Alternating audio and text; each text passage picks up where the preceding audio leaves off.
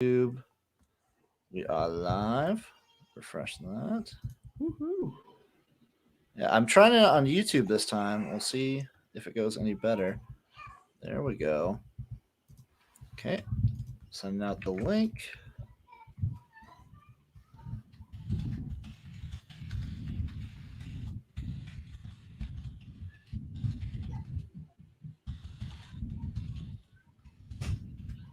And tweeted.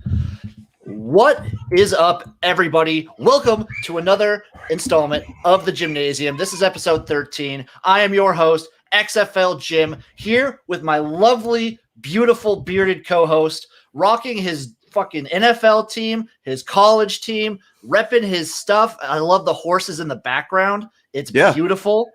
It's welcome, everything Chase. I love. It's so fucking good. Before we go into anything, like I know there's a bunch of NBA, a bunch of hockey, a bunch of everything going on. First and foremost, my name is XFL Jim. I am a spring football guy, and we had some bombshell news this week with the USFL returning next year, 2022, announcing Fox as a minority owner going to be hosting all of at least a decent amount of the games. They're 8 teams minimum guarantee. They're going to be playing in the spring. They're using the original names. Let's fucking go. Right? I mean, I'm pumped. I am pumped. I love the idea of spring football because I love football anytime. When it's not football season, I'm probably watching a 30 for 30 about something football related. I'm probably watching The Greatest That Never Was, the Marcus Dupree story again, you know? Like, I'm so pumped. I feel like it's like when you watch, hell, let's talk 30 for 30s. When you watch the USFL 30 for 30, you get like such an idea of what a fun league the USFL was and how, you know, just look at the contributions that the USFL made to the NFL. We got Jim Kelly. We got Steve Young. We got, hell, just to football, Steve Spurrier getting his starting coaching, you know, his head coaching, you know, gig. Like, it's big time, I think. And it's not just with players and coaches and whatnot. It seems to be that every time there's a decent spring league that comes around, they innovate in some way that just changes the way the NFL even operates. The USFL's big thing was it wasn't just taking college seniors anymore. You could just take kids right out of their junior year. That's where it changed. They're the ones who did it. It's fucking amazing. XFL 1.0, their Skycam situation, that changed the whole aspect of how we watch football. Yep. I'm really hoping that the 2020 version of the XFL, if the NFL takes one thing from them, I really hope they take listening into the booths when they're doing the reviews. Oh, 100%. That's the one thing I want. As a Saints fan who like the year after the pass interference that pretty much cost us what I feel like would have been a Super Bowl victory, 100% definitely would have been a Super Bowl victory that year. Like, and they instituted pass interference into the reviewable calls.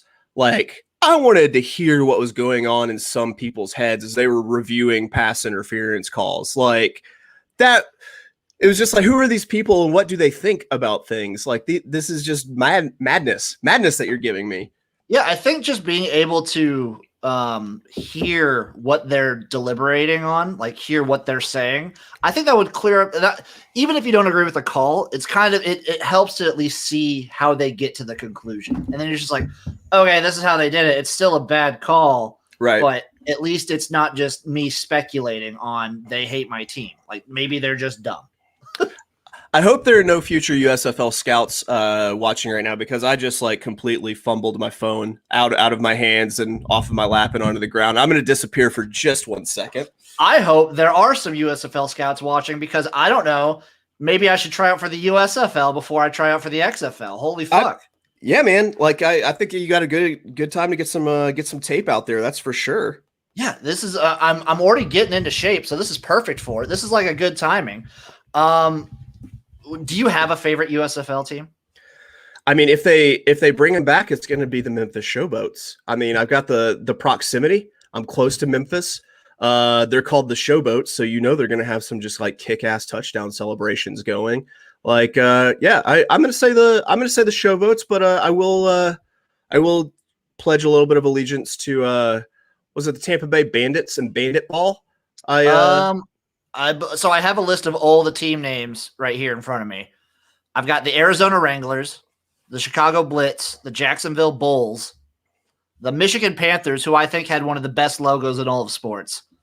The Oklahoma, later the Arizona Outlaws, the Pittsburgh Maulers, the Birmingham Stallions, the Denver Gold, the LA Express, the New Jersey Generals, who, if you're knowledgeable on the Spring League, they just transferred that to the Spring League when they got the rights to that. Right. The Orlando Renegades. So love that because you can have if the XFL and USFL are like doing a thing, you can have Renegades versus Renegades. Amazing. The San Antonio Gunslingers, the Washington Federals, also a great logo. Yes. The Boston to New Orleans to Portland Breakers. Yeah. Yep. My favorite team, the Houston Gamblers, the Memphis Showboats, also a fantastic team. The Oakland Invaders, the Philadelphia to later Baltimore Stars, and then the Tampa Bay Bandits. Yep. Bandit ball. Steve Spurrier. It's where Steve Spurrier came up with that old run and shoot, baby. Fucking amazing. It's so. This is like what spring football is. The names of all these teams are incredible. The logos are amazing. I think the most boring logo is like the LA Express because it's just the LA with the little like speed dashes or whatnot on it. Right. Yeah, Like, it's great. I mean, they catch the attention. They're not as just boring as NFL names where you're named after like, menial occupations like meat packing and, or you have like just the Browns. You're just named after a dude named Paul Brown. the Browns. Yeah, just the Browns, who just apparently really loved orange because didn't he like create the Bengals also? I think so. I'm say that man's favorite holiday was Halloween. I would hope so. I would think so. I would take 1 to 5 on that bet. Man, if they keep these logos too, beautiful. I'm just so excited for more spring football. Like, I'm a big fan of minor league baseball hats and logos and stuff. Like, I will gladly accumulate every single XFL team's branded gear, or sorry, USFL team's branded gear. Speaking of which, for the XFL gear, got lucky enough when they originally got shut down in 2020. Dick's was doing an 85 to 80% off of all the stuff that they had. Yeah. I remember that time fondly, but also it was like bittersweet because he's like, oh, the league's down, but I could still cop like all these t-shirts and hats and stuff for like $100. Oh yeah. Great idea, Dix. Just give away gold for free pretty much. Basically, right? Especially if the Roughnecks have to change their logo and everything. That's like, it's collectible stuff now. I wish they do the CFL. The USFL does the CFL thing of naming like 4 or 5 teams the Roughnecks or the Rough Riders. Like we have Roughnecks v Roughnecks is what I'm hoping for in the USFL. I would also love that. I was dreaming about potentially seeing like USFL versus XFL for like exhibition games or whatnot, just to get the Renegades and versus the Renegades. Oh yeah. Renegade Bowl, boom. Renegade Bowl, amazing. You could have like the Gamblers versus the Roughnecks. There's so much stuff you could do here. I don't know what happens in a Gamblers versus Roughnecks game, but I do know that you probably need Patrick Swayze there to bounce. You probably do. You probably need someone there. You need him. Even at his current age, you need him, and then maybe Jean-Claude Van Damme. And as Patrick Swayze's current level of deadness, you still need him. You still need a resurrected Patrick Swayze. Yeah, just Frankenstein him out there. There's not much to go on right now because they're I assume similarly to what the XFL is doing, they're keeping things a little close to the vest. But I just love that this came out. It makes me so hyped for next year. There's going to be the fan-controlled football league, which is fun and gimmicky. As dumb as it is, it's still kind of fun. Sure. And then USFL coming out. I do have to wonder what this means for the spring league. If they're going to pull the spring league off of TV and kind of go back to its roots as like just trying to get players in the NFL and CFL and whatnot. Because that's still what they've been doing. They're like, if you've read up on it, they've been plucking players every week. There's been about 3 or 4 players that are either going to a practice squad or on an NFL roster or heading up to the CFL. So, I mean, I think if you're the USFL, it definitely makes sense to control, still have it and still remain in control of it, because say you don't get the top-notch, top-flight college football talent right off the bat, like it's going to be nice to have a developmental league that you can constantly pull players off, so that you're not just pulling people off of bread trucks and out of federal prisons, to come and play for your football team.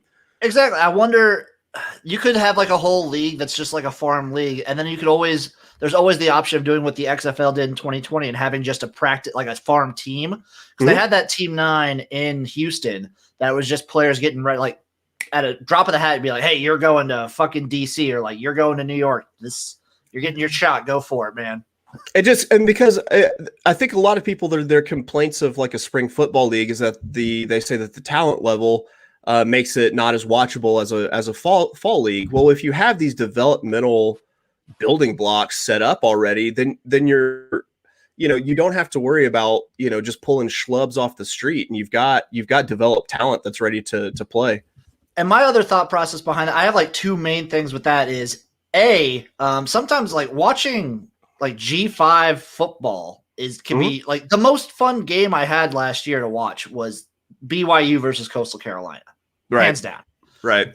And then my other point being is if you can at least get one of these leagues to stick around for a while, you could still like there's plenty of big name college people that won't make an NFL roster. Absolutely. And you'll get like the people that know them from college if you can grab these players. Like there's like Brian Lewerke is in the spring league. A name like that's going to pop. DeAndre Francois is going to like get people out.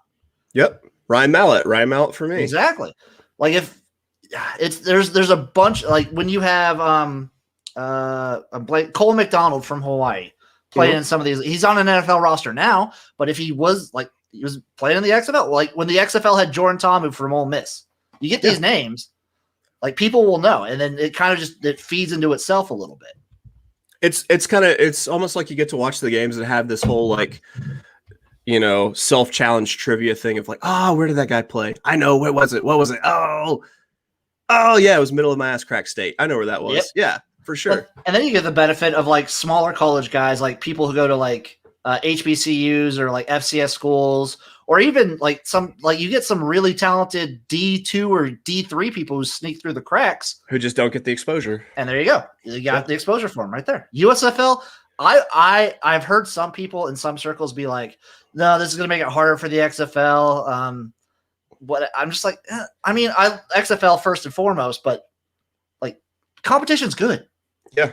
And also makes people better. And also better. Like if you get more leagues, that means more players getting paid. Like there's plenty of players that are still like good enough to put on watchable performances if they're playing at like a certain talent level.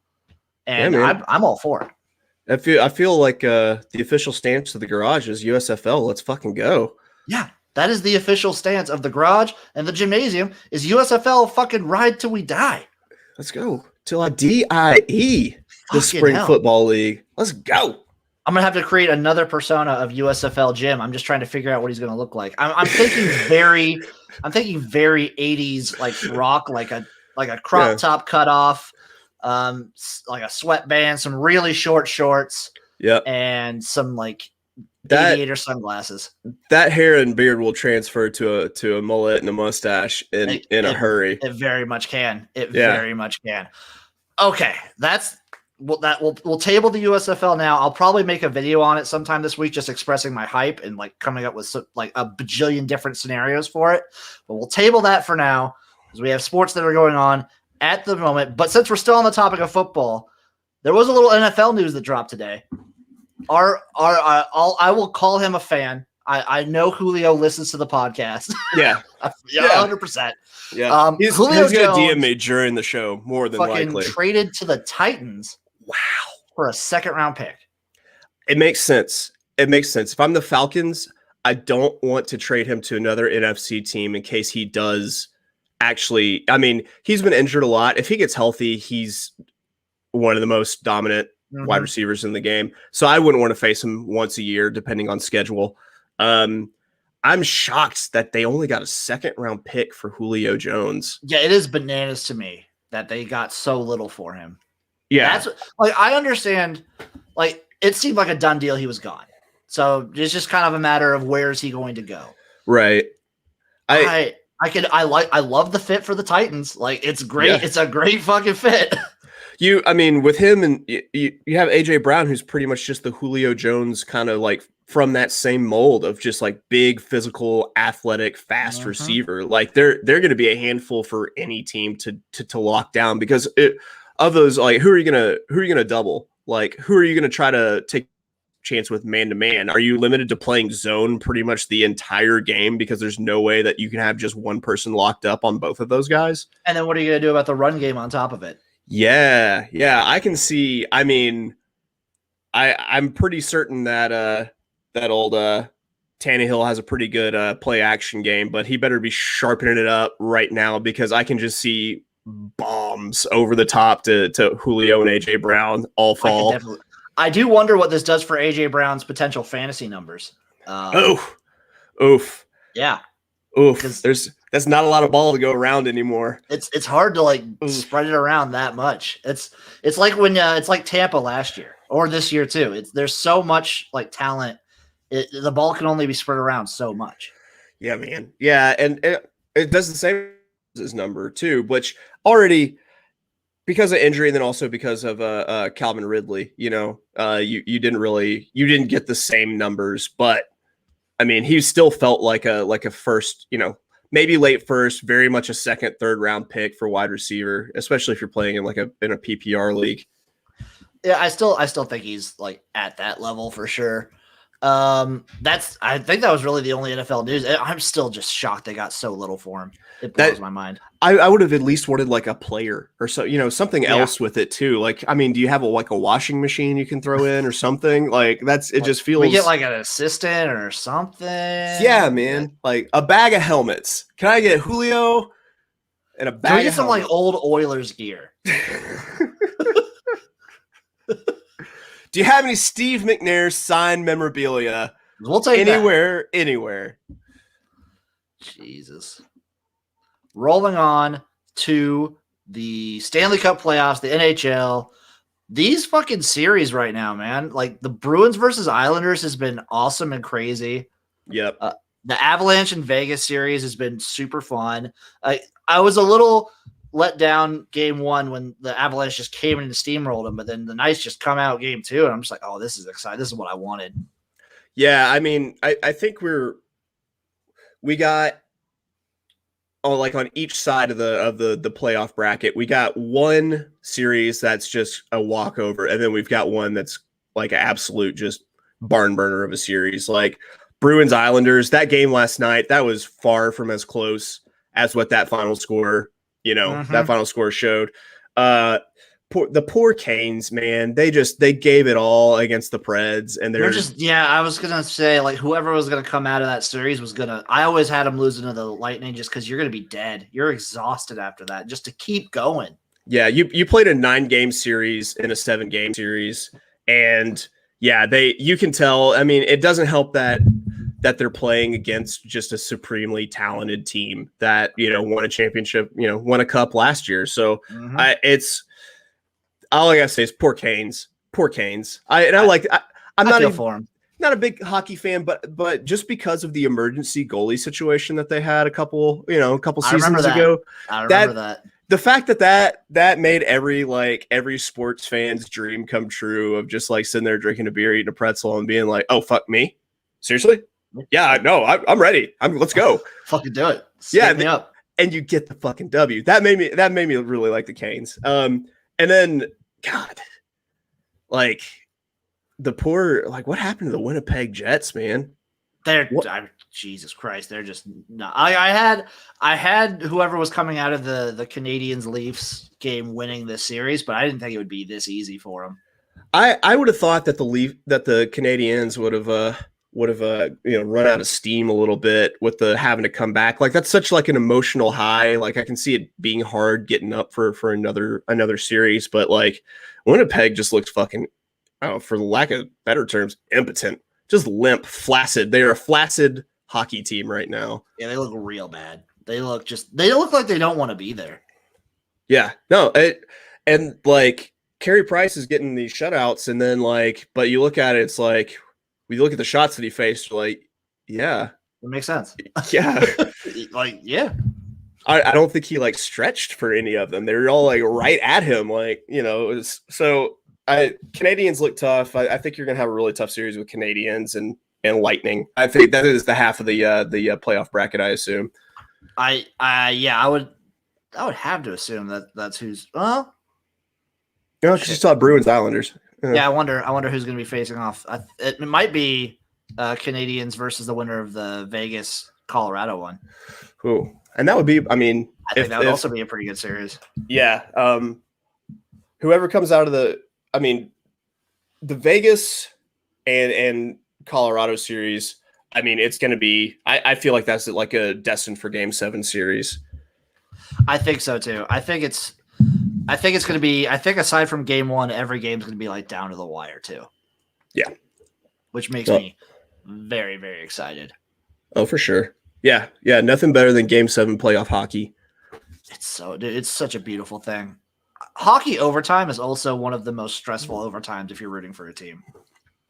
Oh yeah, because things bounce and slide and do all sorts of weird stuff on ice, man. Like it's, it just seems like the weirdest things can happen in hockey to get goals. So yeah, it is uber stressful, especially. I mean, it's so fast paced and yeah. Yep, it's just it's crazy. That's just the one goal that just ended. Wow, Okay. I feel like if I was out there, I'd just be like going for the moon every time. Yeah, why not? Just ripping slap shots from the half line. Just go for it, man. No one's gonna give you shit for trying. Like if you didn't try and you fuck and your team loses, then just like why the fuck weren't you shooting for them? I feel like your team might be mad if you're ripping slap shots from the half line. Not my team. Not my team. They wouldn't. They know what to expect. Yeah, that's just how XFL gym rolls. Everyone. That's how we fucking roll. Just get in there and start playing for rebounds. I mean, that. Speaking of which, this is also how I play fucking basketball. So we could just roll right in to the NBA playoffs and we'll just talk about the most recent one that happened. The Mavs fall to the Clippers in Game 7. The Clippers advancing, which is creating an event that we talk. I don't know if we talked about it on podcast or off podcast, but we were talking about a potential Bucks Clippers matchup and the odds you could get on that. Yeah. Just if you believe in the Bucks at all, I was looking through Bovada the other day, and I mean, I got to assume that the prices are pretty close at any other sports book that you can get. Anything with like the Bucks against a Western Conference team in the finals just looks like a steal right now. If you believe in the Bucks, which I do, I fear the deer. I could only think that it can only be even higher now after their loss to the Nets and how they lost. So like if they can come back and get this done, you get some good odds on this. Yeah, because at this point I'm starting to think that whoever wins out of this Bucks Nets series is going to end up playing in the finals. That's my guess. Not because I don't think that the Hawks are talented or that the 76ers are that good. You have an injured Embiid with the 76ers, and the Hawks just aren't quite there yet. They don't really have all the pieces. They just have Trae Young. They have like a story behind him, and they have like momentum, but that's about it. Yeah, Trae Young is just going off this playoffs. Yeah, he is a heck of a scorer. Now, only if he could grow a full head of hair. Nah, I'd just shave it all off is what I'd do if I were him. Yeah, that's man. There, if you hit a certain point where if you start losing the hair like that, you gotta make a decision to just go power bald. You gotta go one or the other. You right. can't get that middle ground. Like it's kind of like LeBron looks like right now. It's just like it's sad. LeBron has a hairline that looks like a fucking jack-o'-lantern smile. It's just all like jagged and it's terrible. Yeah, man. It's just you either need to take some of those millions and get some legit hair plugs, or you need to bald it out. Especially now, like just embrace being an actor, man. Just like go full on, go full beauty. Yeah. Just get pretty. I feel like he really just did not care about this season after a certain point with like the injuries or everything, just by how he reacted whenever the Lakers got bounced. It definitely feels like it. It feels like he was just ready to be done playing basketball. you expect him to be a lot more pissed in that situation, just from like, knowing LeBron James for these last 18 years, like, very competitive guy, but like he just seemed done with it. He just seemed done with basketball, which I guess probably has a lot to do with like them basically cramming 2 seasons with like the restart and everything back into like a very short time span.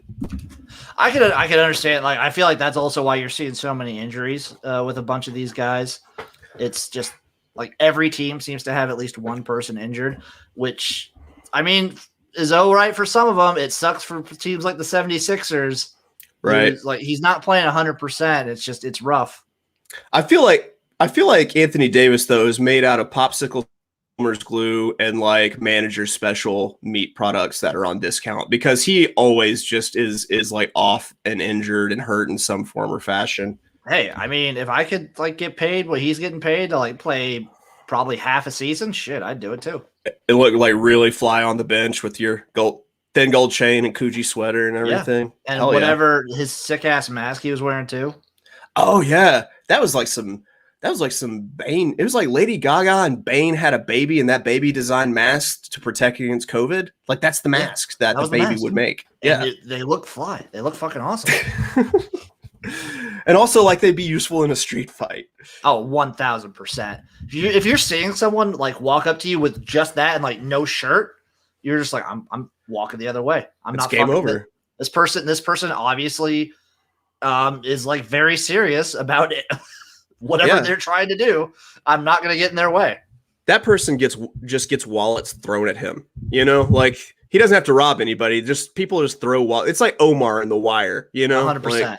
Like, people are just dropping their package out the window to that guy. Do we think that the 76ers can win this series with like Embiid not at 100%? Because I think they can, based on I watched a little bit of this of Game 1. And I think the Hawks just like they're an entirely Trae Young dependent team. It's true. Okay, I'm gonna say yes, but with a caveat. And the caveat is Tobias Harris.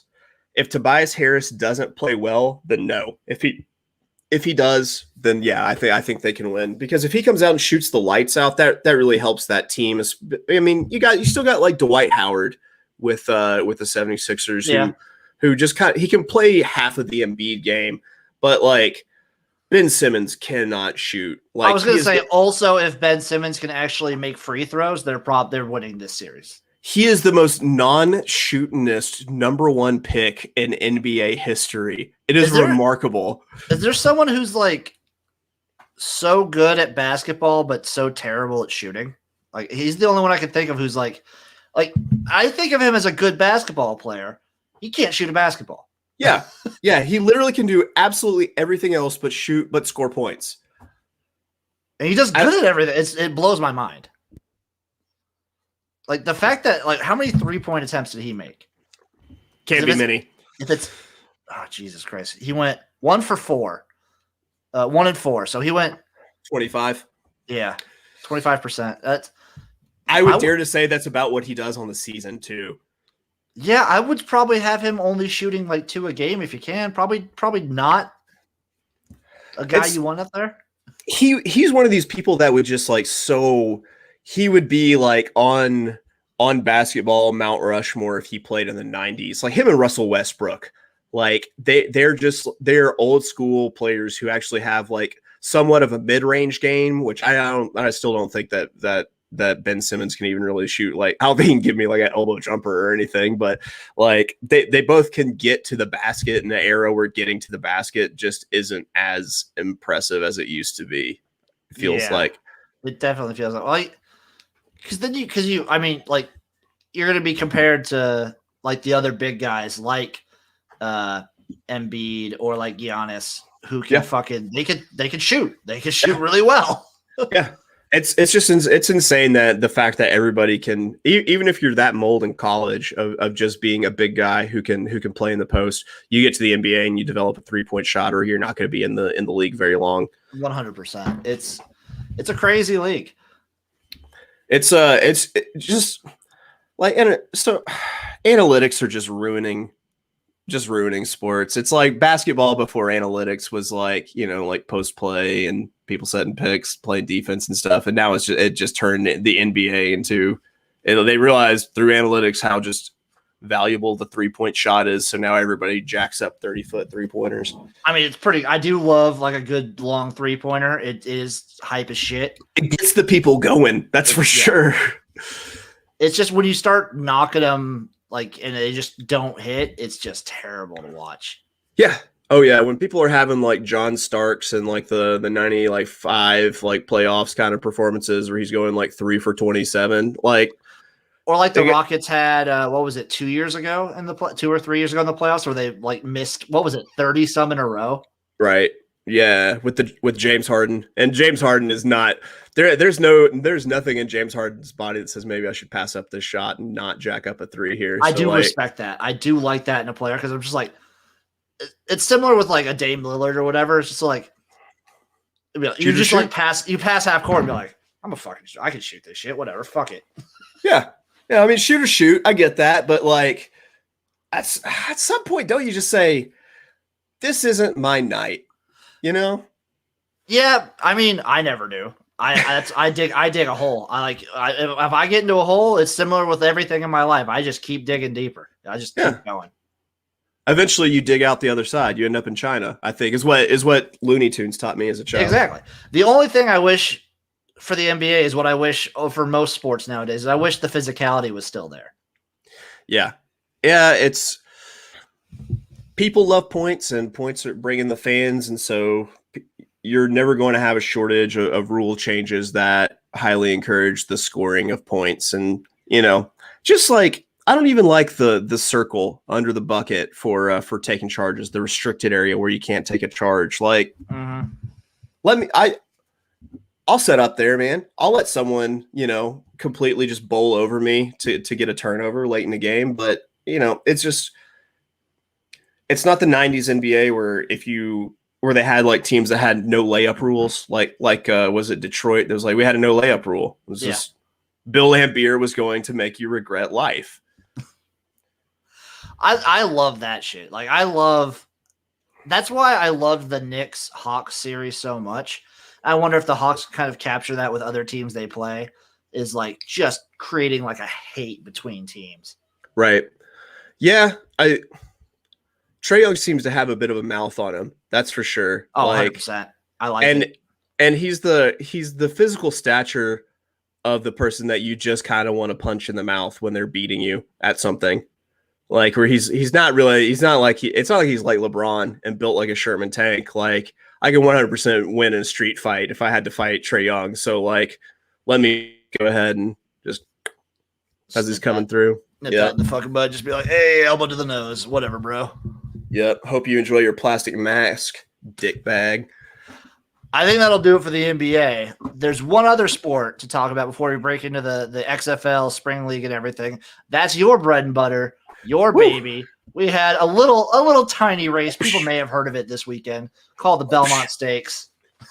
And our essential quality held serve. The favorite. This is the horse that was the favorite going off in the Kentucky Derby. Had a lot of trouble in his Kentucky Derby race. Whenever him and another horse that was actually bet pretty well in the Belmont, Rock Your World, had a little bit of a collision. Yeah, essential quality got the pace set up. You had a absolute pace duel with Hot Rod Charlie and Rock Your World up front, where they were smoking that. If you're not familiar with the fractional times in horse racing, in a 1.5 mile race, 22 seconds to the quarter pole is cooking.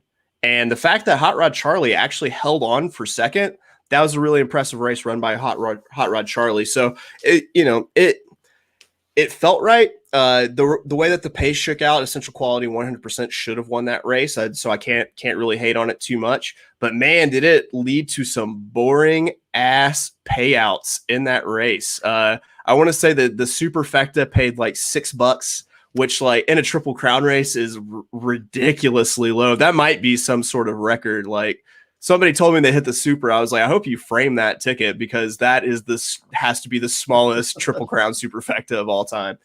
It does seem rough every once in a while when like the favorite just kind of just comes in just easy. Yeah, I mean, it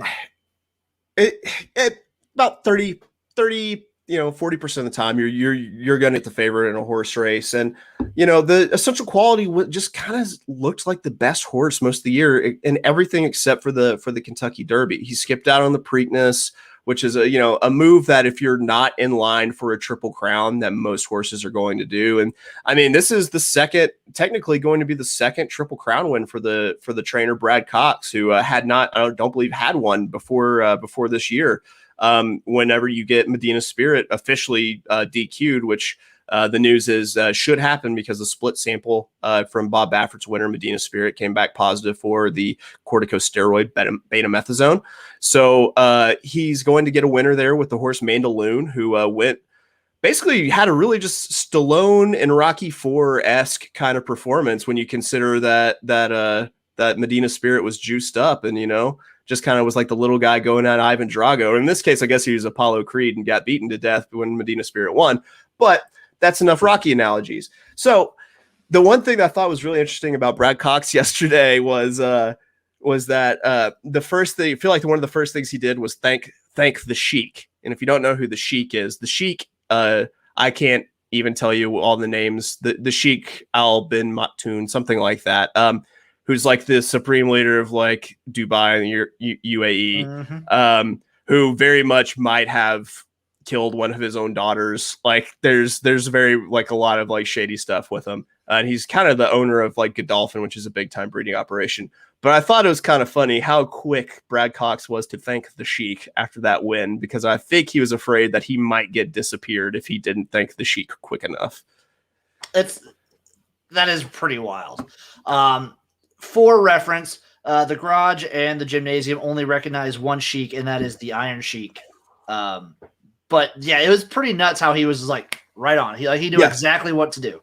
Yeah, just gotta let me get this in. And I think a lot of it was like, one, he didn't want to get disappeared, but two is he wants to keep getting that blood stock in his stable. He wants to keep getting those $1 million auction horses in there and running them. So because that's how you become someone like Bob Baffert, is you just keep getting the priciest horses, and then in his case you cheat, but in other cases you just get the priciest horses. Yeah, you do it the right way.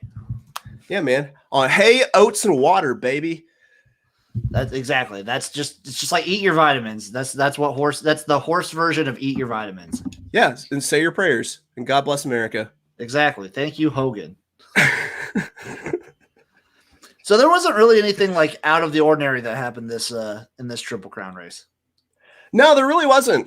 It was essential quality comes from a sire that has just sired a ton of Belmont winners. They are built to run at that distance. They're by Tappet. So about a week out before each Belmont, I tell myself, I'm not going to get too cute. I'm just going to bet on the horse that Tappet sired, like essential quality. And then the day before the Belmont, I'm like, ooh, rock your world. This will be fun. And it doesn't end well. I do that with a lot of different fucking sports. I always go in and be like, I have my plan set, and then I open the doors and I'm like, let's fucking go crazy. Yeah. You get that one little rush of adrenaline, and then you're just like, yeah, here we go. It's time. Dude, I get that with horses a lot now. I'm dipping my toes in. I'm about to like wade in the water. It's gonna be. Man. Let me provide you counsel, and we will go to the moon together. Ooh, I love it. I fucking love it. So let's move on. We got the XFL stuff going on. We got spring football. The spring league is still going on while the USFL news has broken. What a week. It was a pretty close week for most of the games. I think the biggest margin was 17 points, which was first one we're going to talk about. Conqueror 17, Alphas 10. Man, the Alphas after week one really have been disappointing. They just looked out of sync, out of sync in that game. It's really weird because if you watched them week one, they looked far and away like the best team in the North, in my opinion. And it's just I don't see it anymore. The Conqueror's run game looks great. I can't remember the name of the running back, but I think he's going to find himself on a XFL roster, or sorry, NFL roster. Also, my wife had the hottest take of the spring league watching that game when she saw Jerry Glanville, and she asked, when did Elton John start? That is pretty appropriate, because I would probably say Jerry Glanville is one of the most flamboyant and like coaches I can think of. If he comes out dressed as Donald Duck next week, I'm gonna know he listens to the Jimnasium. I remember his fucking his big thing with the XFL is he had his boots, he had his racing boots and whatnot with the snakes on them, because he was the defensive coordinator at the Vipers. Dope. It was so dope. I love this man. My favorite team, the Linemen, 20, the Aviators 19. The Aviators coming out of fucking nowhere. The worst team in all of the entire spring league, taking it to the overall number one team and making it really, really close. That is a skimpy margin there. Very skimpy. And so I gotta congratulate XFL Jim and his lineman love getting a W for the boys this week by 1 point by any means necessary. We needed this because I think they're really close with the Conquerors in their margin of victory and everything. So I think this next week really comes down to Lineman Conquerors in the north and then Generals Jousters in the south. The Generals, I'm sorry to say, they took it to your Sea Lions a little bit, 39-27. Yeah, we kind of got hit by a speedboat in that game, if I'm going to put it in the Sea Lion terms. The Generals, I mean, when they wake up and kind of remember that they're normally the best team in the whole spring league, they can turn it on and they can beat just about damn near anybody. They're a dangerous team. As much as we make fun of Ryan Mallett and DeAndre Francois, they're probably talent-wise going to end up being the best quarterbacks in the spring league, right? I would think so. I think like you saw Francois a little bit in the fan-controlled football, just kind of like slinging it whenever, but that's just an offensive league. It's basically arena football, except 7-on-7, so even more so. Right. But yeah, like they look the most talented. I've never questioned his talent for sure. Listen, the Sea Lions will rebound. And to that, I mean, I give my Sea Lion cheer. They'll be back. We will ride the Sea Lions. They are the team of the South. The Linemen are our team of the North. That's how I'm taking this one. The last game was the Blues 12 over the Jousters with 10. What a good fucking game this one was. What a nail biter. I mean, any game like this just smacks of old school football, of people just like hitting each other in the mouth anytime I see low scores like that. Also, you usually don't see 12 very often, and that's always a fun one. That's always fun. Yeah, it's fun because you get to do the how did we get here math. It's like, okay, was it 3 safeties and 2 field goals? Was it just 4 field goals? Was it just 4 field? Did they miss an extra point somewhere along the way? Or? Was it 2 touchdowns and 2 missed extra points? How did we get here? By the way, I'm happy to see that they do, kick extra points and everything in the spring league, because without kickers, it just becomes hand egg. We're not playing football anymore. Just hand egg. I like, I mean, the XFL didn't do extra points. They did, but like, don't get rid of field goals. Right. You need field goals because like it's a strategic part. Yeah, it's a strategic part. It's high drama. There's no higher drama than a clutch field goal. Mm-hmm. So we're going into the last week. It's looking like either the Linemen and the Conquerors in the north or the Generals and the Jousters in the south. The Generals are taking on the Blues, who are looking defensively pretty good. I still think I like the Generals in that matchup. So it just comes down to whether the Jousters can beat the Sea Lions. And they can't beat the damn Sea Lions. No Joker is beating a fucking Sea Lion. Hell no. You put a Joker into a saltwater tank, and that Joker is not coming out. I don't know if Sea Lions eat things other than fish, but they will in this case. Fuck you, Jousters. I'm gonna go with the assumption that Sea Lions are vicious predators, and they're an apex predator of the sea. Yes. So. Well, yeah. I mean, you just said it, and I'm pretty certain it's scientific fact. 100%. So with the Sea Lions, we're just going to say the Sea Lions are going to beat the Jousters. With them beating the Jousters, it really comes down to the Generals versus the Blues. If the Generals win that, then they're the number one team in the South. And then you have the Conquerors versus the Aviators. And if the Aviators played like they did this last week, this could be a fucking game. Yeah. Yeah, absolutely. So if the Aviators upset the Conquerors, that basically just leads the way for the linemen to just roll over the Alphas and take the number one spot in the North. Based on what I saw out of the Alphas, watching them play against the Conquerors last week, the Alphas just don't look good. They don't look good. They don't look like they've got like a cohesive offense that can actually move the ball consistently. So I'm going to say the linemen probably roll in this one. So it's looking like it's going to be a lineman versus Generals matchup in the finals in the championship game. I'm obviously going the linemen. They're my team. They're the number one team in the North, and they're the number one overall team. I can't go against them. I mean, I'm going to have to jump on the lineman train and the lineman train too. I mean, if not a C line, then got to be the lineman. I mean, I'm if anything, I'm garage loyal. And we all know like who the lineman's head coach is. It's Hal fucking Mummy. So like it makes sense that he's doing this good. And they're going to throw for 500 yards. Fuck yeah.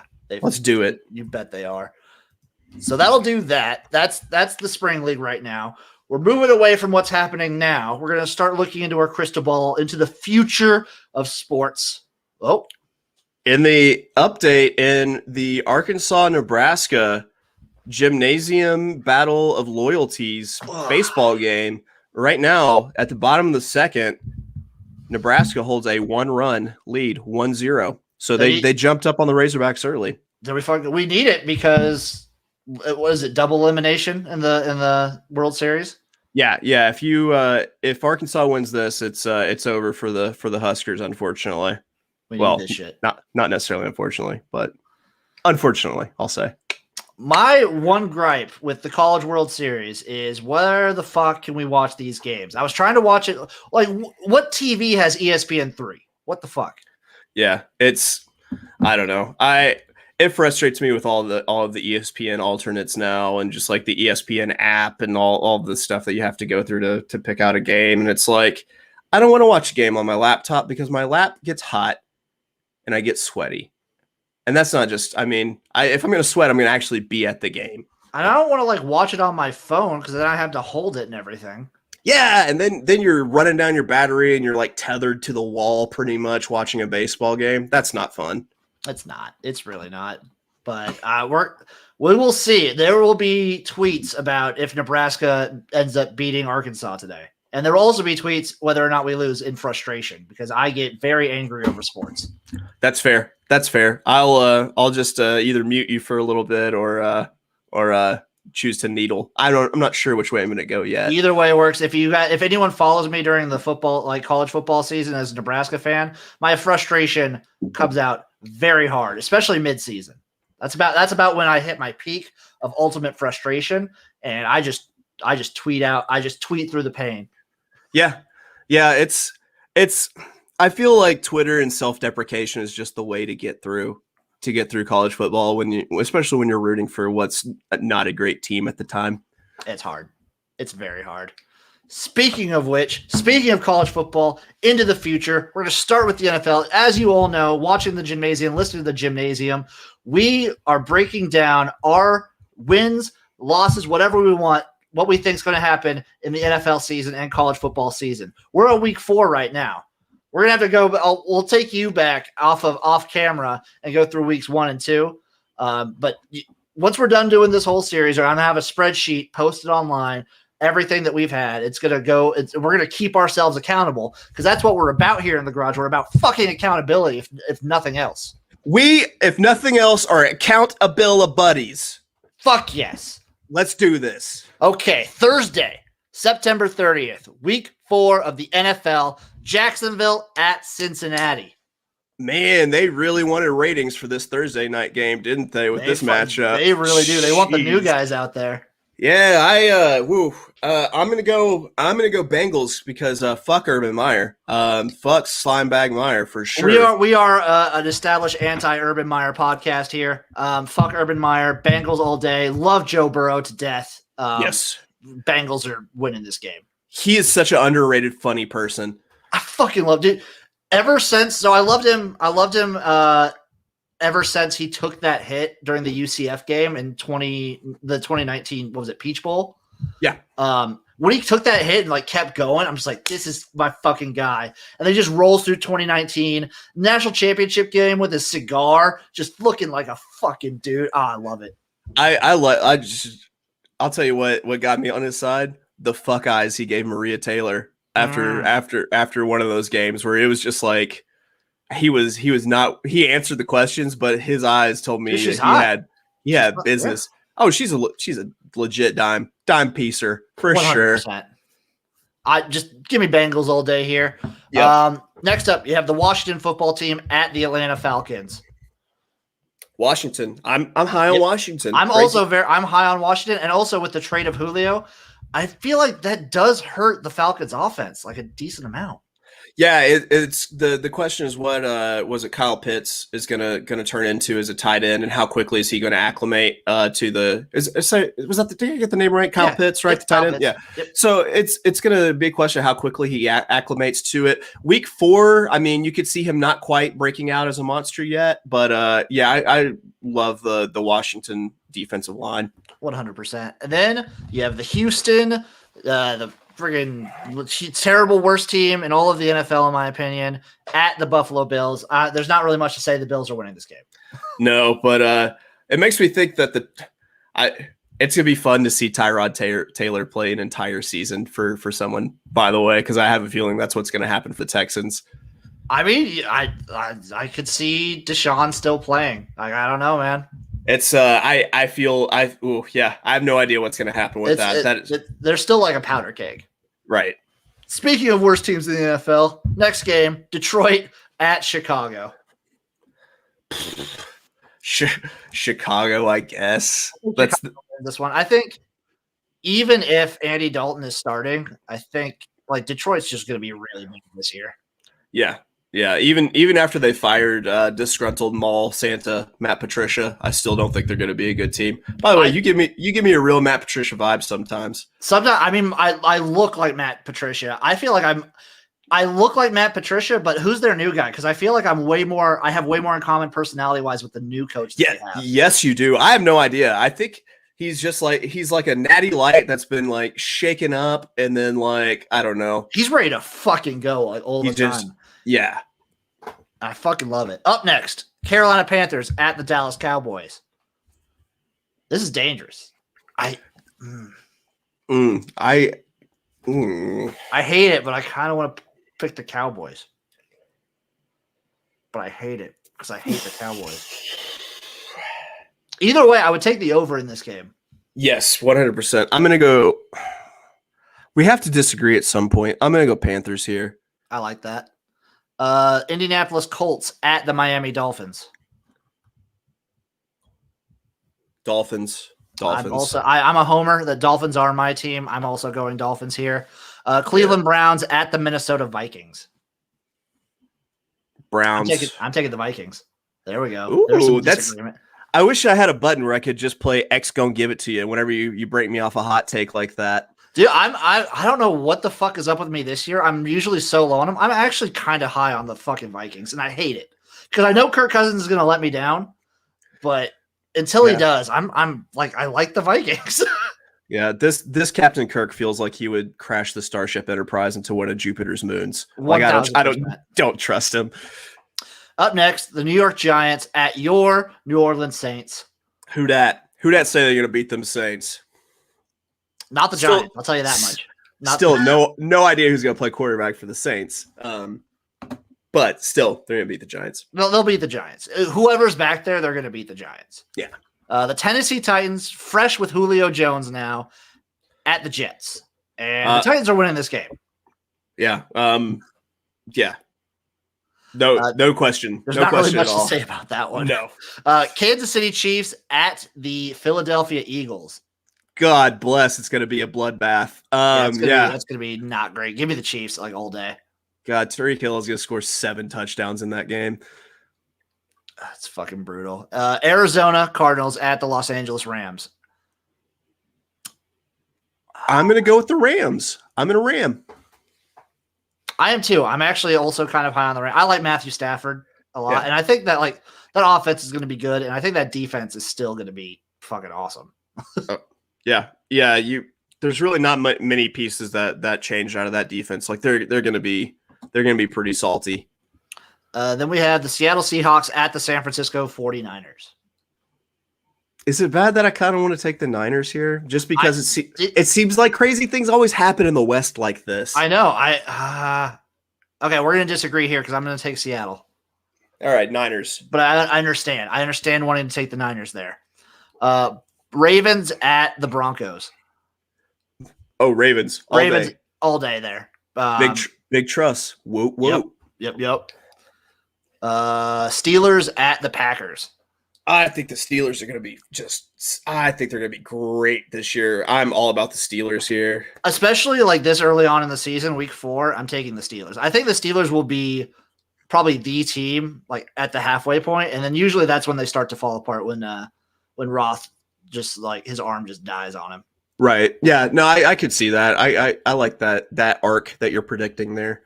And then you have Tampa Bay at the New England Patriots.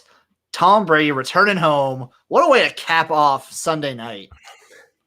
Yeah. There are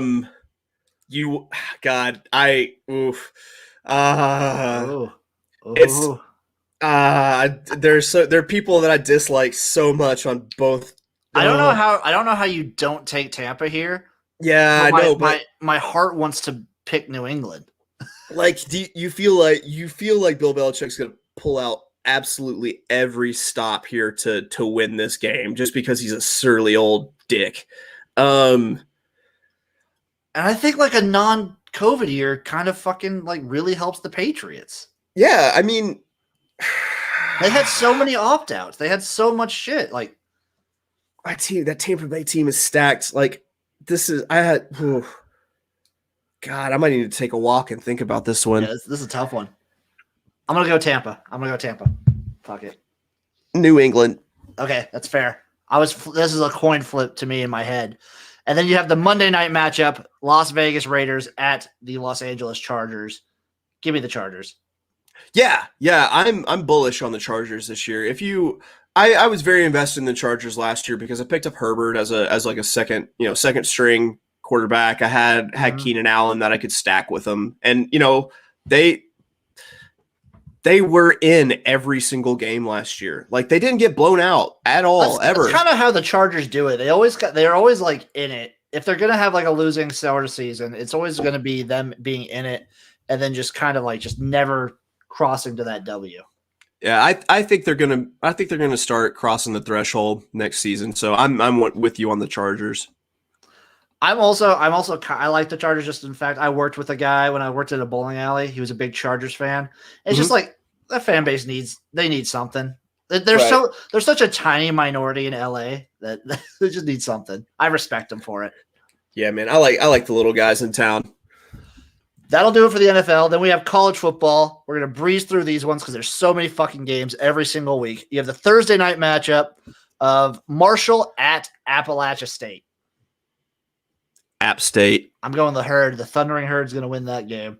Whoa. I think App State is going to start seeing the attrition from losing so many coaches back to back. I think we're going to start seeing it. That's okay. Okay. Friday, Middle Tennessee at Charlotte. Give me the 49ers. I love Charlotte there. I'm gonna stay with the Sun Belt. I'm gonna say Middle Tennessee. I like it. Respect it. Wake Forest at Virginia. Wake. I'm taking UVA in this one. Liberty at Syracuse. Liberty. Syracuse. I'm taking Liberty, man. Liberty's going to be dangerous this year. They're good. I wanted to take it, but you said them first. So, UNLV at Fresno State. Fresno State to go all the way to the Las Vegas Bowl. I'm with you there. Fresno State's winning that one. UNLV they just need someone just get Petrino there. So they need a scumbag. He's a scumbag from like that area of the world. Like he probably has all sorts of scumbag connections there. Like he could probably go to like a dog fight and pick up half of his coaching staff. Amazing. Like it's just the perfect fit. We have Boise State at Utah State. Boise. Boise. Yep. Notre Dame at Wisconsin. Neutral site game in Chicago. This is going to be a good game. I 100% don't think of this as a neutral site game though. I feel like Notre Dame, like Chicago, is very much a Notre Dame town. I think so because it's the biggest city like by Indiana. Yeah, and I think this is like their Shamrock series where they have a strategy of playing anywhere Catholicism clusters is where they play a football game in the Shamrock series. But yep. I'm gonna say Notre Dame there. I don't know who they have playing quarterback, but I'm still gonna go Notre Dame. That's tough. I'm gonna say I'm not as high on Wisconsin this year, so I'm also gonna go Notre Dame there. Wagner at Temple, and because I can't point to where Wagner is, I have to take the Owls here. Yeah, say it. Yeah. Miami, Ohio at Army. Give me the Keydets every day. Yeah, man, those Golden Knights, they've got a pretty good little football program going. Bowling Green at Minnesota. Row the boat, row the boat, row the boat. Row the boat, 100%. I'm actually kind of high on Minnesota this year a little bit. Wyoming at UConn. UConn is terrible. Wyoming's winning that game. Yeah, I agree. Rutgers at Michigan. The double overtime game of 2020. I'm taking the Fighting Shianos here. I feel like that Harbaugh might be on his way out of Michigan, and if he loses to Rutgers, this just might be the thing that kicks him out the door. I am taking the opposite take. I think Michigan gets a big revenge game here and wins by like 40 points. Greg Schiano, pandemonium. I believe in Schiano. I just think 2020 was an odd year, especially for Michigan. I think there's still that gap between those two schools. Charleston Southern at East Carolina. Pirates, East Carolina. Give me Pirates all day. Buffalo at Old Dominion. While Old Dominion isn't a college and actually a trucking company, I'm still going to go with Old Dominion. I kind of also, just because of the fact that Buffalo lost their head coach so late, that's so hard to recover from. And yeah, Old Dominion, the trucking company, they have some Stockley guys out there. So respect it. Texas Southern at Rice. Well, this is going to be a barn burner. Yeah, this is going to be one this is going to be must watch. If you said to me Texas State, I'm gonna go Rice. I'm going hootie hoo here. I'm going with Rice. North Texas at Louisiana Tech. This one actually might be a fun game. Pretty good game. Good game. I have a boner for North Texas, so I love Seth Luttrell, man. Listen, ever since they made Arkansas look really dumb with that fake fair catch on the punt. Yeah. I kind of like North Texas. I'm going to go North Texas as well. I'm just a big Seth Luttrell guy. I don't know why. Indiana at Western Kentucky. Indiana. Indiana's going to win that one. New Mexico at UTEP. This is a tough one to call. These teams are both really bad. Yeah. I always forget if New Mexico or New Mexico State is the worst team. I think it's New Mexico's. I think it's New Mexico, right? Like I always forget. I always flip flop. Let's go UTEP. Let's go Miners. UTEP's head coach, because I feel like I remember. It's Ada Dimmel, former K-State coach. Yeah, he comes from a championship pedigree. Let's go UTEP. Let's go UTEP. Dana Dimmel, UTEP, getting that dub there. Where are we at now? Washington State at Utah. Utah. Yeah, I'm giving the Utes here. Give Rolo one more year to kind of get things underway, and I think Washington State will be a dangerous team next year. As Joe Pesci once said, the two Utes. North Carolina at Georgia Tech. UNC's winning this one. Mac Brown's going to be on a fucking tear this year. Yeah, I don't disagree. I kind of feel like the ACC, not necessarily up for grabs, but I think it's going to be a little bit more competitive than it has been. North Carolina seems like they might be like the team that, if anyone's going to challenge Clemson this year, it's going to be North Carolina. So I'm with you. I am with you that it does seem like Clemson's not going to just walk their way to the championship this year. Yeah. Who else we got here? Townsend at San Diego State, and because I can't tell you where Townsend is, I'm going with SDSU. Yep, it's gonna be the Aztecs. UAB at Tulane. Interesting one. Interesting. Tulane seems like one of those like small school high powered offenses. If I'm remembering, They run correctly. like this. They run like a weird version of the wishbone, and it's super fun to watch. I love Tulane, so I'm gonna go with the green wave here. Also, love the logo. Like the green wave is amazing. Yeah, man. Yeah, it's very cool. They play. I mean, hell, don't they play in the Superdome? Yeah, I think so. I think so. And we all know there's no place like Dome, so we're gonna go with Tulane. We're both going Tulane there. UMass at Coastal Carolina. UMass is terrible. Coastal Carolina is awesome. The Chanticleers are getting this fucking dub. Yeah, I'm gonna say in this one we haven't seen a Minuteman just beat so bad since the Battle of Bunker Hill, and we're gonna go with Coastal Carolina. 100%. UTSA at Memphis. Memphis. Yep, I love UTSA, but Memphis is just a step above them class-wise. Villanova at Penn State. Lord have mercy on the poor Villanova players for this game. You're just so many ice baths in your future. Penn State. That's going to be rough. Penn State's getting that dub all day. FAU at Air Force. Air Force. Yep, I'm also riding Air Force. I think the triple option teams these last couple of years, all three of like the military teams seem to be having like pretty decent seasons. Yeah. It just seems to level the playing field for I guess the triple option.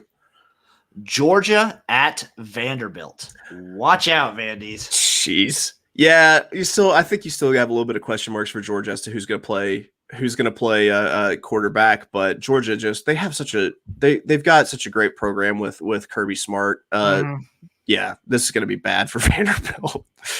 Kentucky at South Carolina. Tucky. Yep. I'm very low on South Carolina this year. Me too. As I have been for like the past 4 years. As rightfully so. LSU at Mississippi State. This will be a potential revenge game or sneaky good game, I think. I think it's gonna be a good game. Do we know who LSU's trotting out at quarterback? We don't. I assume whoever it's going to be, they're going to be athletic and pretty good though, because I mean they've got a great program. But they're not known. Like Joe Burrow seems like an outlier. They're not known for good quarterbacks. Yeah, it seems like every time they get a decent quarterback, they win a national championship. Like it's incredible. I mean, and you saw what they did with a superb quarterback, but they always seem to have at the very least like an extremely athletic quarterback that if he's not the best, passer, he can get outside the pocket and make things happen. I feel like you can't walk, 10 feet out of Death Valley without tripping over one. It seems like it does seem that way. I'm gonna go LSU. I'm not sold on the Mike Leach offense in the SEC yet. I am a big Mike Leach guy, and I think they're gonna go have a pretty good year this year. Give me Mississippi State. Usually, I am jumping the gun a little bit because it's usually year 3 where the air raid kind of starts taking off. So I'm jumping the gun a year early, but I like them here. I like them. Yeah, I like them in this spot. Tennessee at Florida. Can we institute a garage policy of fuck the Vols? Yeah, 100% we can. Fuck the Vols forever. That's the worst color of orange. Always fuck the Vols. Florida. Yeah. I mean, I hate Florida too, but fuck the Vols. Yeah. Clemson at NC State. We'll call that last one the Who You Fucking Hate Bowl. Yeah, well, yeah. Clemson. Clemson's getting that one done. Louisville at Florida State. Interesting one. I kind of like what Louisville has going. I do too. Like, I love Louisville on paper, and they looked so good his first year. Last year, I'm going to say last year was an outlier, and they get this dub. I'm with you. Iowa State at Baylor. All right, I got a hot take coming. Are you ready for this? Yes. Iowa State wins the Big 12. Go Cyclones. Yeah, I love it. I actually like that take. That's my Cyclone cheer. Go. That ruins the potential of Oklahoma winning the national championship for me, but I would love it. If that's the way they can't make the Natty, I want Iowa State to win the fucking Big 12. They deserve it. There we go. And they're winning this game. Texas A&M versus Arkansas, neutral site game in Arlington. God, I hate this game every year. This is just always the most demoralizing game because it's like it doesn't matter if we're terrible, we still are somehow in it and still somehow manage to just fuck the dog at the end. Arkansas. It's probably going to be a similar thing that happens because people like Texas A&M supposed to be pretty damn good this year, and I think Arkansas can keep it close because I think Arkansas got fucked in a couple games last year. I think they're better than their record shows. We should have beat Auburn. We got 100%. Royally screwed in that Auburn game. I mean, for the love of God, I'm wearing the shirt. Yeah. You know, it'd be like me going to see a band wearing the shirt and you being like, so you're a big fan of the band that we're seeing, being like, no, not at all. So, yeah, let's go Hogs. I think Texas A&M's getting this one here, but it's going to be ugly. Kansas State at Oklahoma State. Give me the mullet again. Oklahoma State. Yeah, Mike Gundy seems to have an answer for K-State, so I'm also going Oklahoma State here. I don't know what it is, but like Kleiman could always beat. He's beaten Oklahoma his first couple years, and I don't know if he's beaten Oklahoma State yet. It's Oklahoma State always to me is like just like that sneaky good, just next tier down Big 12 team. Yeah. You expect them to win probably about 8-9 games every single year. And if Kansas State has a good season, do you really expect them to have a second good season in a row? You know, that's kind of my take on it. That is true. Texas Tech at Texas. Jesus, can a bomb fall on the stadium instead? Right. Texas is probably going to win though. I'm going to go Texas Tech. I think Texas has all the pieces. It's just, I guess it depends on how Sark is as a head coach. It's one of these years where a loss to Texas Tech would be acceptable because it's Sark's first year. So I'm going to say Sark because I really don't think that Texas has been a very good program at all for the last like 5 years.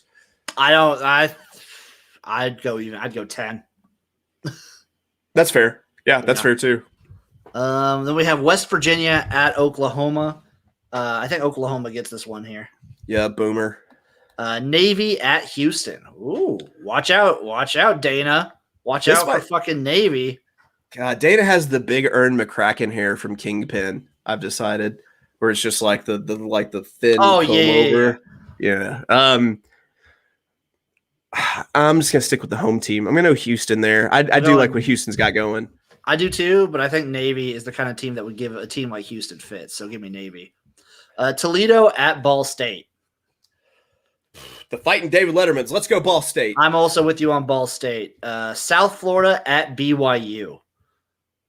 That's a heck of a trip for USF. So we're going to say BYU here. I also am going to say BYU. I think that's a sneaky close game, though, because BYU lost a lot. Yeah.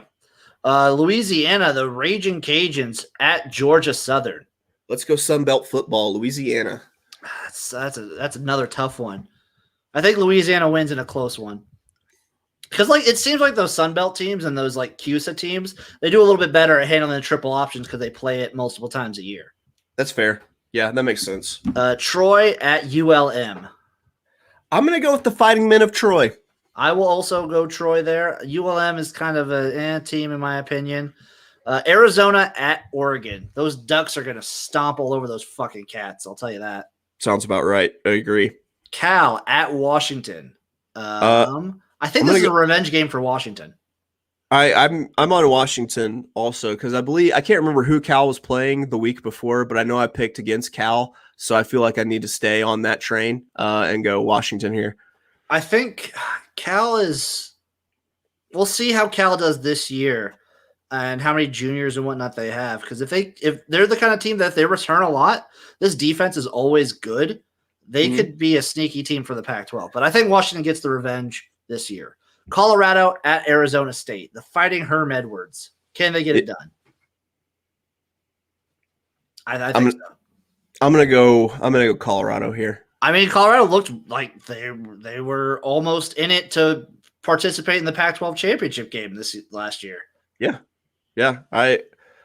Who knows what they do with a little bit longer season? Without having to start in October, start and stop. So Yeah, we'll go. I mean, I'm a fuck Colorado till I die guy. So Arizona State here. Also, I think Herm Edwards is actually proving everybody wrong, and that he's actually kind of knows what he's doing, and I like what they've got. Oregon State at USC. I hate saying it. USC. I think Oregon State gets this. I think they get them on an upset. Yeah. Oregon State has one. People don't recognize it. They had one of the most entertaining and one of the best offenses last year. Okay. And they seem to be like trending upwards offensively at the very least. I think they catch USC here. Okay. All right. UCLA at Stanford. Stanford. Give me UCLA. I think UCLA. My take: UCLA to win the Pac-12. Okay. I like it. Hot take. X don't give it to you right there. Texas State at Eastern Michigan. Why is it I feel like every single like Michigan directional school is like underrated? Like, Western Michigan, Eastern Michigan, North, South, Central Michigan. Like I'm for all of them. Let's go Eastern Mich. I'm also Eastern Michigan. Chris Creighton I'm a big Chris Creighton guy too. Love it. I think they also are one of those teams that has a weird field, if I remember correctly. And yeah, I'm all for it. Let's go Southern Miss at Alabama. Do you think Southern Miss can get no, not a fucking chance. No. Alabama. Yep. Colorado State at Iowa. Iowa. Is Colorado State Mike Bobo still? The fighting? No. I think he got fired. I'm pretty sure it's Jim McElwain now. Yeah, either way, Iowa. Also Iowa, yeah. Oh, no, that's right. Steve Adazio, former Boston College coach, is now the head coach at Colorado State. So, yeah, either way, Iowa's winning. Yeah. Illinois at Purdue. Purdue. Yeah, Purdue. It always seems like when a team loses like a star like Rondale Moore, somehow they'll just like recover from it. I don't know how, but I think Purdue gets this dub. Right. Illinois will be a team to watch out for, I believe, with Burt coming in though. Yeah. He just seems to know how to do it in the Big Ten. The Illinois still fighting Lovie Smiths in my heart. Even though they're Burt now. I wonder if Burt is kind of just going to be laying in wait for that Iowa job.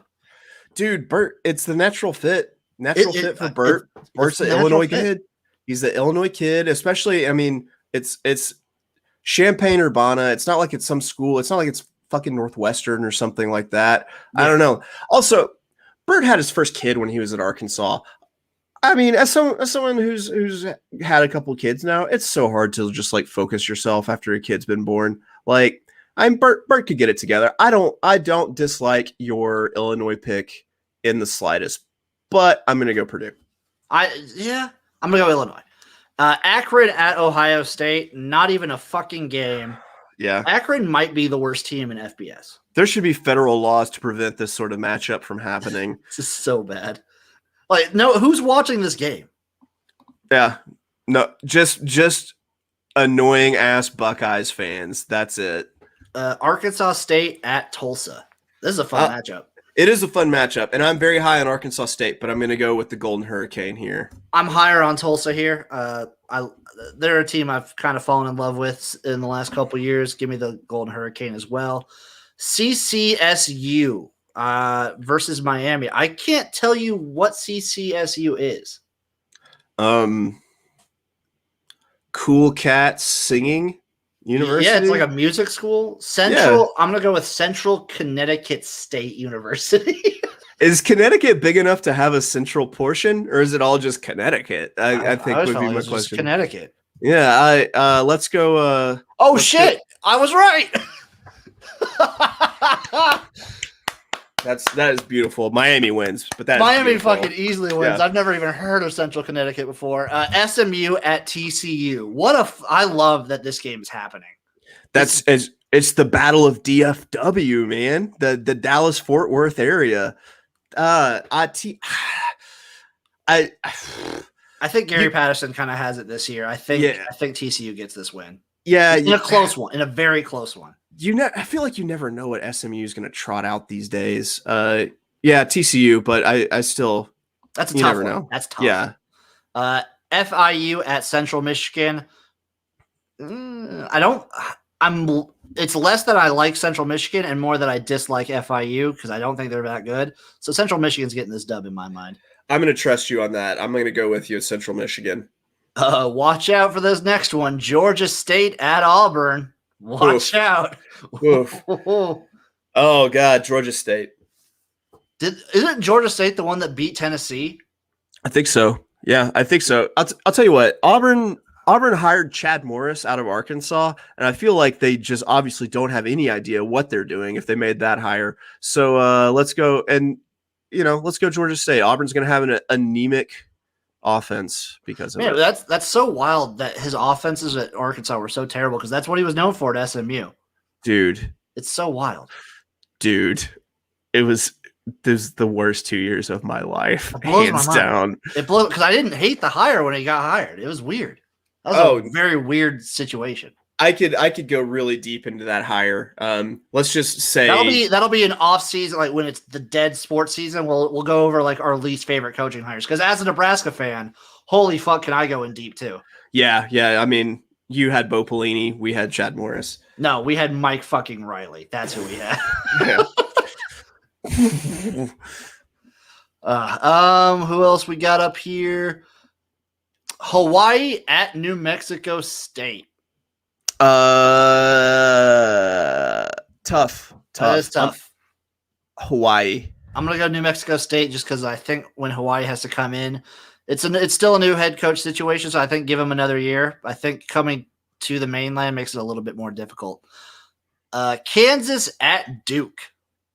What a shit show this game's gonna be. Right. Yeah. I mean, David Cutcliffe. Oh, he's a good coach, but I think Duke's been like kind of treading downwards these last couple of years.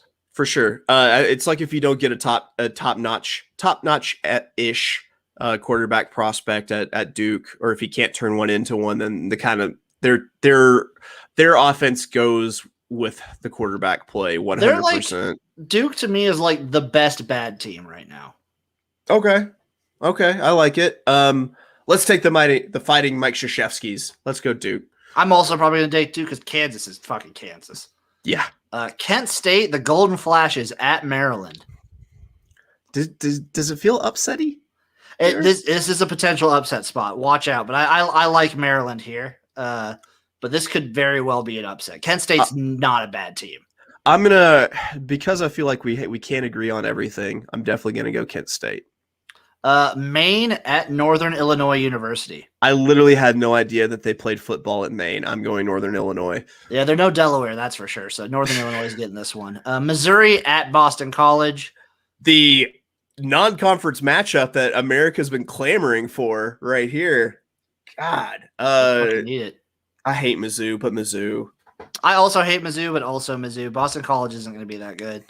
Nebraska at Michigan State. Oh, please, you first. Fuck.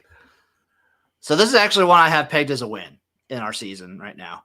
Okay. Michigan State, I feel like I don't like their hire of a head coach. He had like a decent season at Colorado and then jumped ship right away. Doesn't seem to be really doing that much there.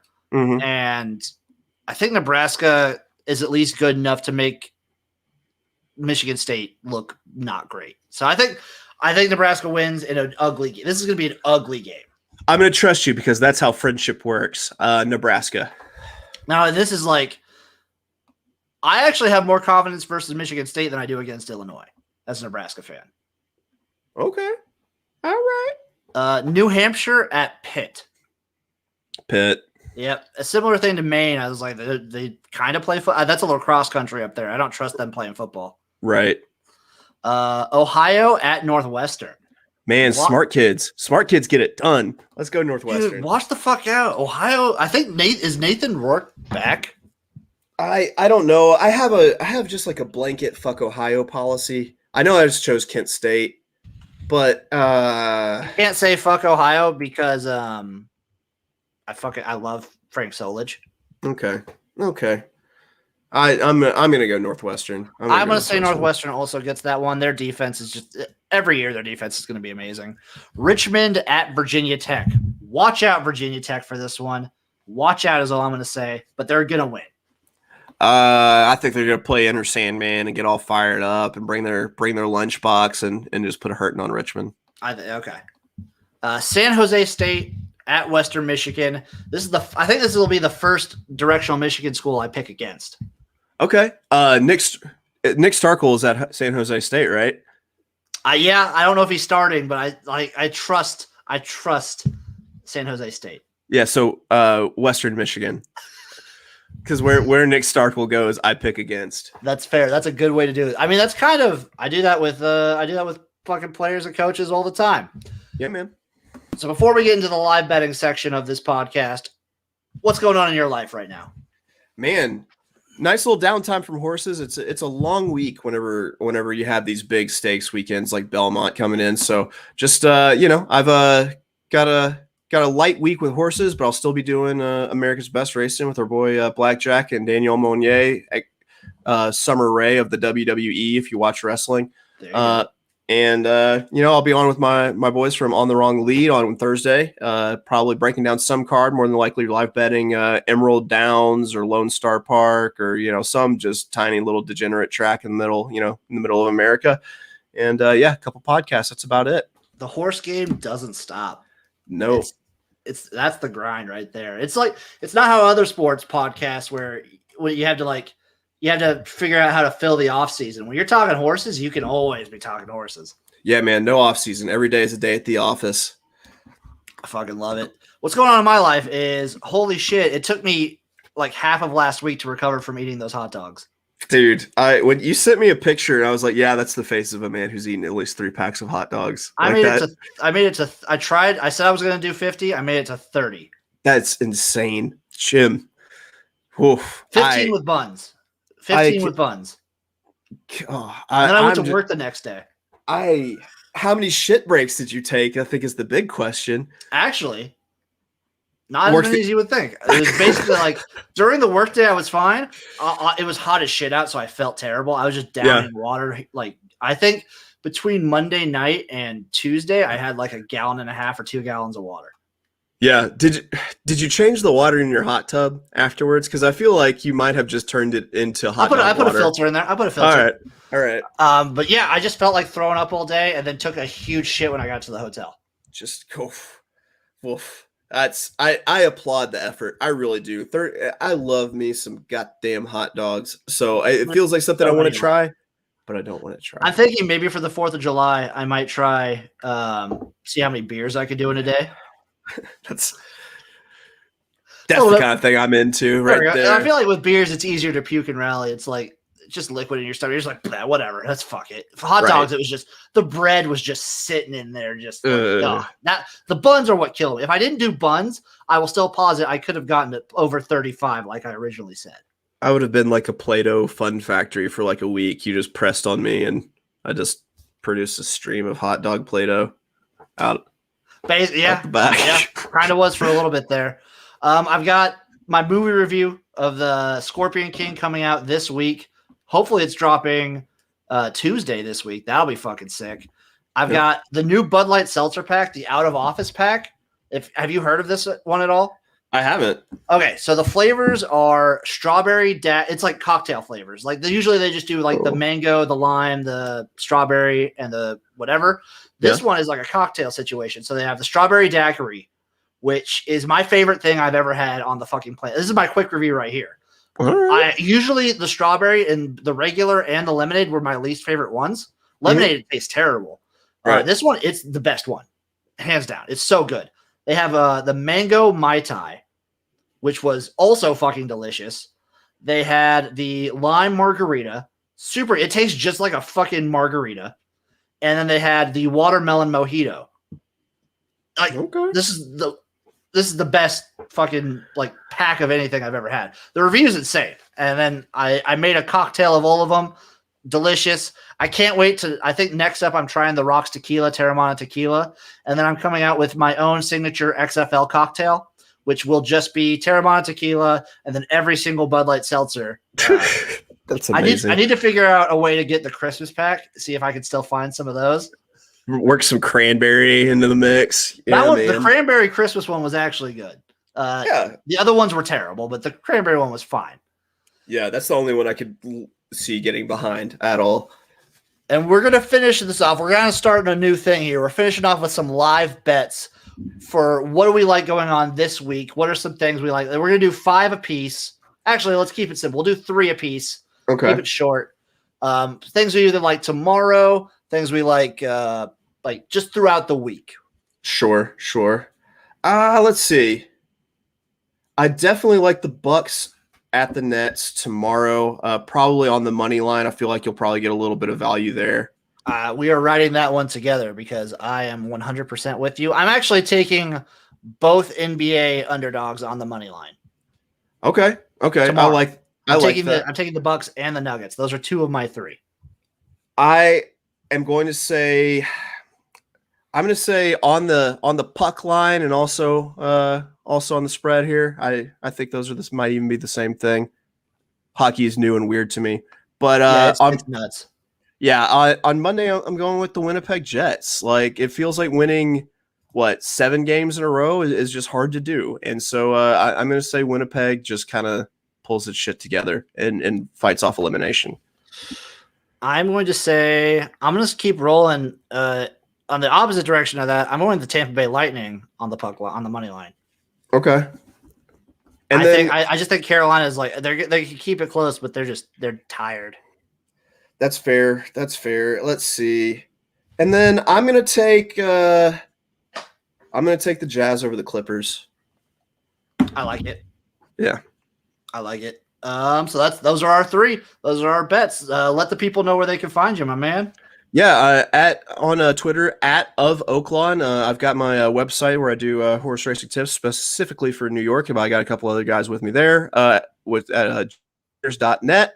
And I'm usually around doing things with America's Best Racing and On the Wrong Lead, but you can find those at ABR Live on Twitter and wrong_lead. I don't know. I can't remember what it is, but we're at On the Wrong Lead on Twitter. There's so much shit out there, dude. You can find me everywhere, folks. XFL Gym, literally everywhere. I'll be streaming stuff on Twitch at XFL_Gym. I do editing streams where if you want to see what goes on behind the scenes in my mind while I'm making videos, I'm on Twitch 2 or 3 times a week. Fucking hit me up. Just it's like jazz. It's like freeform jazz is what it is. It's beautiful is what it is. And of course, you can find both of us at Better Than Vegas. We're doing picks all the time. I'm doing a daily picks and parlay every day. You're doing out horses every single day. It feels like we're just fucking pumping it. Hey, and right now I'm for my picks that I've got on Better Than Vegas. I am in the black. We've got a decent ROI, but most importantly, we are in the black. If you play every single one of those picks I give out, I will not tell you what I'm in now because parlays are a terrible way to make money. But damn it, if they're not fun, they are fun. They are fun. As always, I'm XFL Jim. This is my fucking man, Lupine Fiasco here. Chase, what a fucking guy. This is the Jimnasium. Love you guys. Stay garage certified.